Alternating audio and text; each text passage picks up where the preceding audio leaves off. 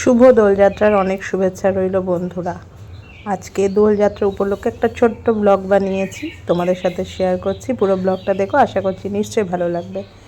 এই যে প্রথমে আমার বর আমি দুজনেই গোপালদেরকে আবির লাগিয়ে নিলাম, মাও লাগিয়েছে, সেটা তোলা হয়নি।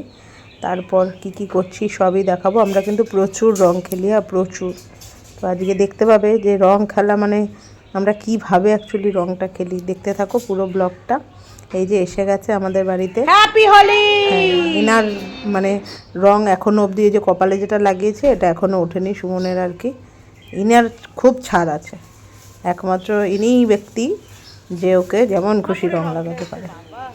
দেখো আনন্দ, দেখো শুধু রং লাগানোর আনন্দটা দেখো, তাহলেই বুঝতে পারবে। আর রং লাগাচ্ছে না সেই মলম লাগাচ্ছে, গায়ে ক্রিম লাগাচ্ছে, বোঝা যাবে না।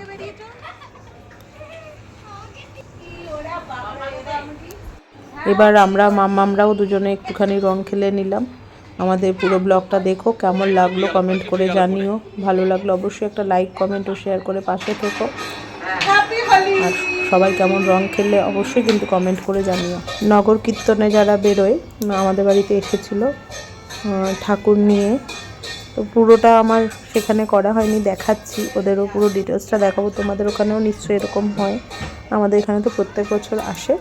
এবং আগামী দিন খিচুড়ি খাওয়াবে, তার নিমন্ত্রণও পড়ে গেছে, বলেছে পুরো পরিবারকে যেতে। প্রত্যেক বছরই হয় আমাদের এখানে এই রকম, নগর কীর্তনে অনেকেই বেরোয়। এরপর তো আসবে মেন জিনিস, আমরা কীভাবে রং খেলেছি দেখাবো তোমাদেরকে, যে আমরা কীভাবে রং খেলি আজকে।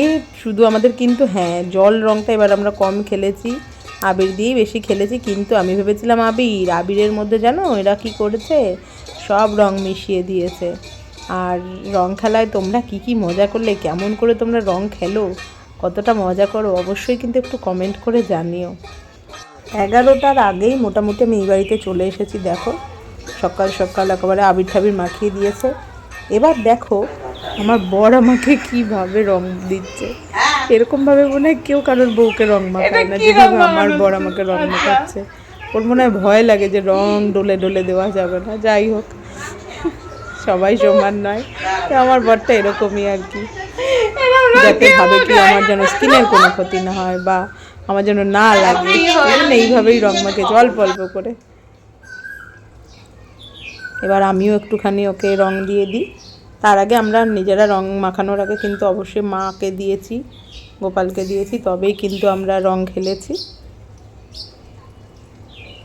সবাইকে আবারও দোলযাত্রার অনেক অনেক শুভেচ্ছা জানালাম।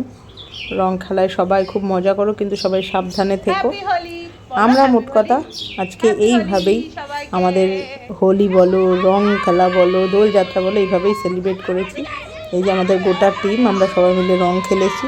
এখানে ছোট বড় সবাই আছে, সবাই মিলে আমরা রং খেলেছি। পাড়ার ছেলেরাও রয়েছে, কাকারাও রয়েছে, মামারাও রয়েছে, বৌদি, দিদি, আমরা সবাই মিলে রং খেলেছি।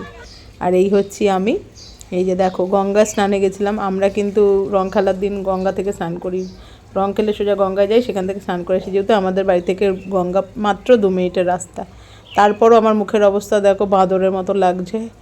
তোমরাও কি আমার মতো রং খেলো, অবশ্যই একটু কমেন্ট করে জানিও। দেখা হচ্ছে পরের ভিডিওতে বন্ধুরা, আজকের মতো আসি, টাটা।